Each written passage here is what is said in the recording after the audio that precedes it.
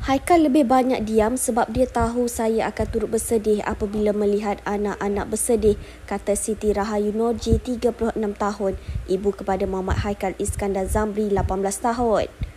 Kisah Muhammad Haikal Iskandar yang mesra disapa Haikal tular baru-baru ini apabila calon CJ Pelajaran Malaysia SPM itu sempat menatap jenazah bapanya yang dibawa menaiki van jenazah ketika sedang menduduki SPM di Sekolah Menengah Kebangsaan Simpang Beluru.